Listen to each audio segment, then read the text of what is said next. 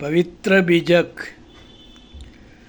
प्रज्ञाबोध, रमैनी 11।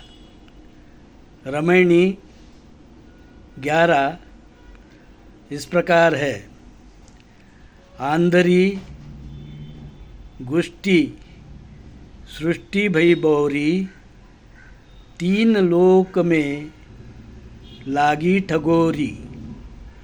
ब्रह्मा ठगो नाग कहाँ जाई, देवता सहित ठगो त्रिपुरारी। राज ठगोरी विष्णु पर परी, 14 भुवन केर चौधरी। आदि अंत जाकी झलक न जानी, ताकि डर तुम काहे क मानी। वे उतुंग तुम जाति पतंगा, यम घर किएऊ जीव को संगा। नीम कीट जस नीम पियारा, विष को अमृत कहत गंवारा। विष के संग कौन गुण होई, किंचित लाभ मूल गो खोई। विष अमृत गो एके सानी, जिन जानी तिन विष के माणी। काह भये नर शुद्ध बेशुद्धा, बिन परिचय जग बूढ़न बुद्धा। मति के हीन कौन गुण कहई, लालच लागी आशा रही। अब हम साखी पढ़ेंगे। साखी इस प्रकार है।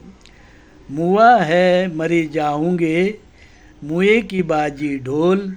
सपन सने ही जग भया, सईदानी रही गो बोल।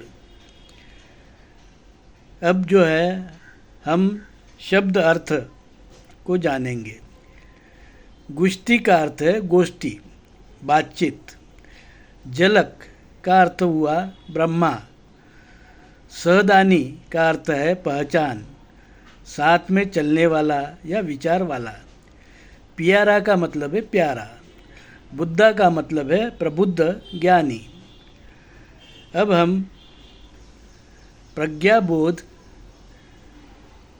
का विचार करेंगे। प्रज्ञाबोध वैदिक, विदेशी, यूरेशियन ब्राह्मण धर्म के लोगों ने मूल भारतीय हिंदू धर्मी समाज को ठगने के अनेक कार्यक्रम चलाए और विदेशी ब्राह्मणों ने मूल भारतीय नागवंशी लोगों को ठगते गए। नाग ठगे गए। मूल भारतीय नागवंशी राजे, सम्राट, महाराज ठगे गए। मूल भारतीय लोगों के भोले दयालुपन का फायदा उठाकर उनके राजा बलि को ब्राह्मण विष्णु या वामन ने ठगा। गलत संगत कर बैठे लोग विष और अमृत में फर्क नहीं कर सके। मूल भारतीय लोग ब्राह्मण ठगी का शिकार होते रहे। उन्होंने वेद ब्रह्मा के चंगुल में फंसकर अपना मूल भारतीय हिंदू धर्म का समता, भाईचारा, मानवता, सदाचार, शील को प्रबुद्ध सनातन पुरातन आदिम विचार खो दिया। उनको नीम के कीड़े जैसे ही नीम की कड़वाहट प्यारी लगने लगी और वे जाति, वर्ण, अस्पृश्य, विषमता, भेदभाव के चक्रव्यूह में फंस गए। विदेशी, यूरेशियन, वैदिक ब्राह्मण धर्म के लोग उनका विष समान धर्म हमारे अमृत तुल्य मूल भारतीय हिंदू धर्म के वृक्ष पर प्रत्यारोपित करने में सफल हुए। जो अगर काट दिया जाए तो हमारा मूल भारतीय हिंदू धर्म फिर मूल रूप से प्रफुल्लित हो जाएगा। अपने मूल भारतीय हिंदू धर्म को विदेशी वैदिक ब्राह्मण धर्म से अलग बताने का महान कार्य धर्मात्मा कबीर ने अपनी वाणी पवित्र बीजक में किया। साथियों, हम सब जानते हैं कि मूल भारतीय लोग ये नागवंशी लोग थे, यह सब जानते हैं। और वैदिक ब्राह्मण धर्मी लोग आने के पहले हमारे भारत में, हिंदुस्तान में बहुत ही उन्नत संस्कृति थी, ये भी सब जानते हैं।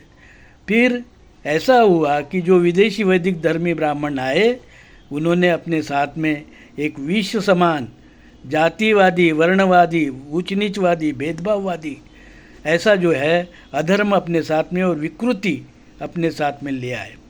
दुर्भाग्य से हमारे भोले भाले नागवंशीय सम्राट, राजे महाराजे और सामान्य जनता भी उनके चंगुल में फंस गई और अपना जो है सनातन, पुरातन, आद्य हिंदू धर्म, मूल भारतीय हिंदू धर्म, वो मानवतावादी मूल भारतीय हिंदू धर्म वो खो बैठे। ऐसा हुआ जैसे किसी वृक्ष पर, किसी वट वृक्ष पर या किसी पीपल के वृक्ष पर या किसी आम के वृक्ष पर कोई अगर जो विशेला जो वृक्ष है उसकी शाखा अगर उसको प्रत्यारोपित कर दिया जाता है तो ऊपर जो आएंगे वो विषारी फल आएंगे। पर अगर हम उसको काट देते तो क्या होगा? उस विषारी प्रत्यारोपित जो है डाल को अगर हम काट देते तो मूल जो है वृक्ष वो ज़मीन के अंदर है और उसको जो भी फल आएंगे वो अपने पुराने धर्म के अनुसार आएंगे। यही बात हम आपको यहाँ इस माध्यम से बताना चाहते हैं कि भाइयों, आपका मूल भारतीय हिंदू धर्म अलग है और विदेशी वैदिक ब्राह्मण धर्म अलग है। विदेशी वैदिक ब्राह्मण धर्म का धर्म ग्रंथ है वेद, जिसमें है भेद और जाति और वर्ण का मनुस्मृति का कानून है, ऊंच नीच का कानून है, भेदाभेद का कानून है, अस्पृश्यता का कानून है। ये वैदिक ब्राह्मण धर्म है, वो हिंदू धर्म नहीं है। वे हिंदू नहीं है, वे विदेशी है। वे हिंदुस्तानी नहीं है, भारतीय नहीं है, विदेशी है। इसलिए साथियों, हमारे अपने जो धर्म है, हमारा अपनी संस्कृति है, मूल भारतीय हिंदू धर्म है, हमारी संस्कृति है, हिंदू संस्कृति है।